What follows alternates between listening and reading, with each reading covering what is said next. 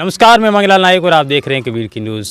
आप सबको पता है चुनाव प्रचार प्रसार इस समय जोरों पे है। नौर नगर पालिका के चुनाव होने हैं। नौर नगर पालिका के बारे में आपको बता देता हूँ, अक्सर दो गुटों के बीच में एक गहरी जो राजनीतिक समीकरण है वो पिछले 15 सालों से गरमाया हुआ होता है। अक्सर देखा जाता है कि एक तरफ तो राजू चाचान का गुट है, दूसरी तरफ मेहरुन्निसा टाक का गुट है। पिछली बार का जब चुनाव हुआ था, पूर्ण बहुमत लास्ट में जाकर के नहीं मिला, तो बीजेपी ने अपना समर्थित उम्मीदवार को समर्थन देकर के चेयरमैन को सिद्ध कर दिया, नीलम जोशी को। नीलम जोशी भी इस बार चुनाव मैदान में है। 40 वार्ड है और कांग्रेस के टोटल 38 कैंडिडेट है, वो चुनाव मैदान में किस्मत आजमा रहे हैं। यानी कि 40 में से 38 ऐसे कैंडिडेट हैं जिनको कांग्रेस ने अपना सिंबल दिया है। 2 उम्मीदवार ऐसे जो समर्थित उम्मीदवार है। अगर दूसरी तरफ अगर बीजेपी की अगर मैं बात करूं तो बीजेपी के जो 8 ऐसे उम्मीदवार है, जो जानकारी हमें मिल रही है, जो एक सिंबल पे चुनाव लड़ रहे हैं, बाकी के सारे समर्थित उम्मीदवार है। ऐसे में श्रीराम व्यास जो उपाध्यक्ष थे, वाइस चेयरमैन थे, वो अपने अलग तरीके से चुनाव लड़ रहे हैं। इस बार उसको कांग्रेस की टिकट उनके पास में नहीं है। ऐसे में अगर माकपा की बात की जाए तो उन्होंने अपना चुनावी दामन है वो कहा जाता है कि हाथ में लेते हुए अपने उम्मीदवार उतारे हैं। मैं वार्ड नंबर 28 की अगर मैं बात करूं तो मेरे साथ दीपक रैगर है, जो एक सामान्य की यहाँ पर सीट है, और सामान्य की सीट के साथ साथ ये अपना चुनाव जो लड़ रहे हैं, यानी कि माकपा के सिंबल पे लड़ रहे हैं। युवा है और पढ़े लिखे हैं, नौजवान हैं। मेरे तो अक्सर कॉलेजमेट ये रहे हैं, संघर्षों के साथ ही रहे हैं। दीपक, सबसे पहले तो आपको चुनाव लड़ने के लिए शुभकामनाएं और हमारे चैनल में आपका बहुत बहुत धन्यवाद। धन्यवाद संत जी, साथी मंगल जी। 28 नंबर वार्ड, यानी कि ये कोई परिचय का मोहताज नहीं रहा है। मामला काफ़ी फंस गया है। दूसरी तरफ देखा जाए तो महबूब आयतान एक दिग्गज नेता है, पुराने नेता है कांग्रेस के। राजू चाचान गुट है वो पूरी तरह से इनके पीछे लगा हुआ है। कि कल भी एक सूचना मिली थी कि एक निर्दलीय जो उम्मीदवार है धुनीराम जी, उनको समर्थन मिल गया। और माकपा की तरफ से आप अपना दावपेच खेल रहे हैं, और बीजेपी की तरफ से भी एक समर्थित उम्मीदवार इस वार्ड से चुनाव लड़ रहा है। ऐसे में जमीनी स्तर की अगर मैं बात करूँ, पिछली बार भी मामला कंटेस्ट में रहा था आपकी पार्टी का। इस बार किस मुद्दे को लेकर के विशेष तौर से फोकस रहेगा?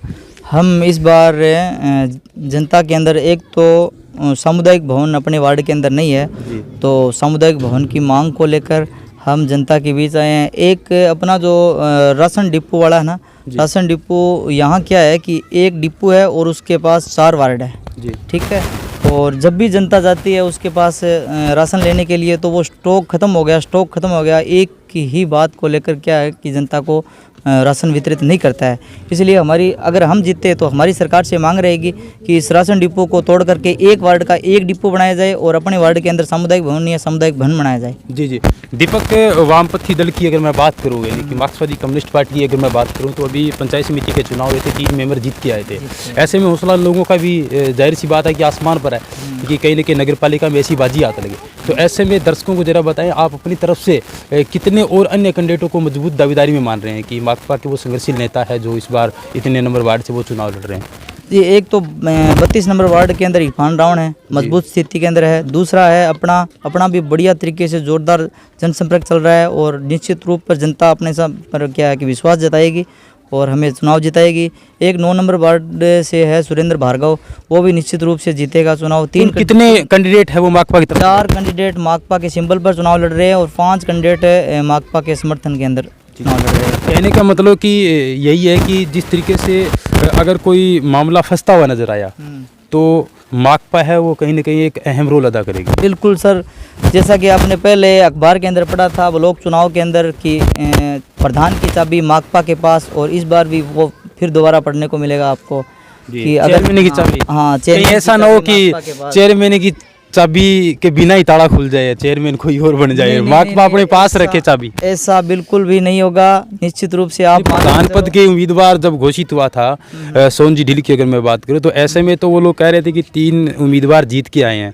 हमारे हाथ में चाबी है। और दरअसल लोगों ने सोशल मीडिया के माध्यम से ये कमेंट भी खूब पढ़े, लेकिन दरअसल बात ये हुई कि उनका बीजेपी का भी एक क्रॉस वोट हो गया। ऐसे में माकपा की तो जरूरत ही नहीं पड़ी। खैर, उस मुद्दे पे हम लोग नहीं जाना चाहते। नेक्स्ट मेरा सवाल आपसे ये रहेगा कि अगर आपको वार्ड चुने, क्यों चुने, किस वजह से चुने, किस लिए चुने? मंगलाल जी, हम तो क्या है कि धर्म की राजनीति नहीं करते, हम तो जनता के मुद्दों के लिए लड़ने वाले लोग हैं। आप भी संघर्षों में हमारे साथ रहे हो, आपको भी पता है कि हम धर्म की राजनीति नहीं करते। दूसरी बात कि हम युवाओं के लिए, जो आज युवा जो क्या है कि नशे की गर्त के अंदर जा रहा है ना, उसके लिए हम क्या है कि खेलों की ओर उनको जागरूक करेंगे, शिक्षा के क्षेत्र में भी उनको आगे लेके जाएंगे। अल्पसंख्यक है, ऐसी समाज के जो लोग हैं, यहाँ स्कूल की व्यवस्था कुछ भी नहीं है, 3 किलोमीटर यहाँ से स्कूल दूर है, तो हम स्कूल की व्यवस्था भी बिल्कुल करवाएंगे। और हमारी क्या है कि सरकार से मांग रहेगी पुरजोर पूरी ताकत के साथ हम जनता के मुद्दों के लिए लड़ेंगे। हम धर्म की राजनीति बिल्कुल भी नहीं करेंगे, इसलिए हमें जनता पसंद करेगी और बिल्कुल जनता हमें अगर चुनाव कल जिताएगी। को आप जीत गए, माकपा के आप और इरफान की अगर मैं बात करूँ, 2 कैंडिडेट जीत गए, मामला फंस गया, चेयरमैनी पे बात आ गई, तो ऐसे में आप किसके साथ जाना चाहोगे, कांग्रेस के, बीजेपी के या फिर निर्दलीय? पहली बात तो ये है कि अगर ऐसे कोई कंडीशन हुई तो जैसा कि पिछली बार जैसे ब्लॉक चुनाव में सुनने को मिला था कि 50 लाख में ये कैंडिडेट बिक रहा है, 60 लाख में बिक रहा है, ऐसी स्थिति माकपा के कैंडिडेट कभी आज तक बिके नहीं है। निश्चित रूप से आप ये मान के चलो, वो जो दोनों गुट है वो बिल्कुल यानी आप कर सकते हैं, इधर उधर जा सकते हैं, लेकिन माकपा के कैंडिडेट कभी आज तक बिके नहीं है। पंचायत समिति चुनाव की तरह आप भी अपने वोट है वो अलग पेटी में, बिल्कुल हम पेटी में डालोगे? बिल्कुल हम तो अपनी पेटी के अंदर डालेंगे। कोई हमको समर्थन कर दे वो बात अलग है, लेकिन हम किसी को समर्थन नहीं करेंगे। आत्मा क्या स्वीकार कर रही है इस बार, राजेंद्र चाचाण गुट होगा या फिर मेरून सटाक गुट होगा? क्योंकि इनके अगर पीछे बैकग्राउंड की अगर मैं बात करूं तो बहुत ज़्यादा ये क्रिटिकल पोजीशन रही है दोनों पार्टियों की, कभी एक वोट इधर कभी एक वोट उधर।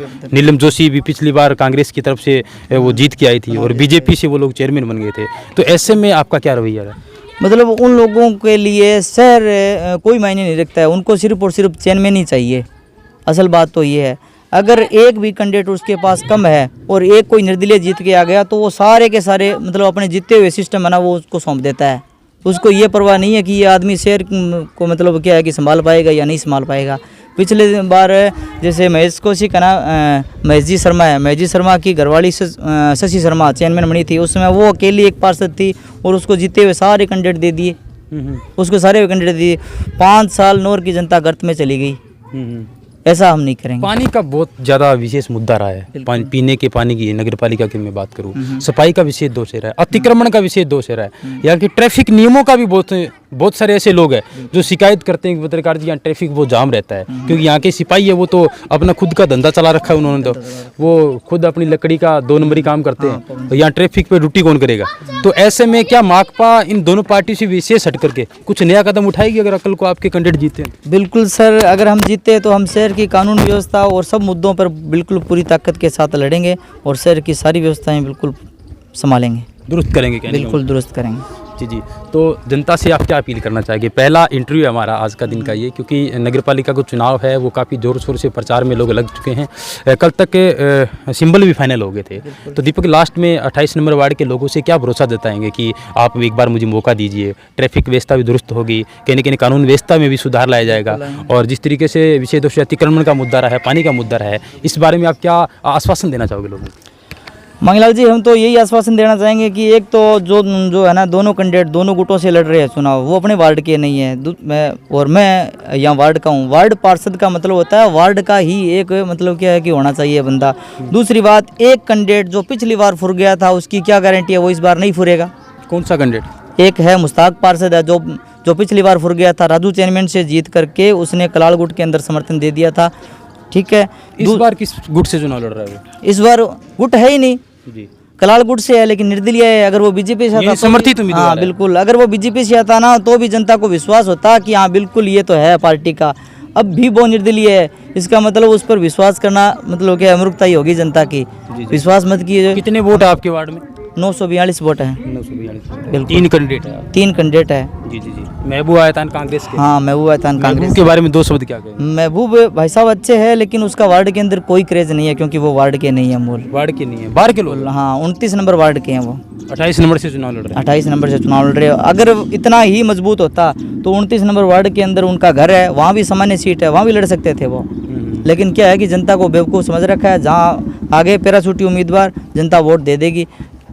जी जी जी। तो ऐसे में मामला काफ़ी गंभीर लग रहा है। तीनों कैंडिडेटों की क्या टक्कर रहेगी? क्या इस बार कोई नया नेता निकल के आएगा? बने निवास और विशेष अपडेट हम आपको देते रहेंगे।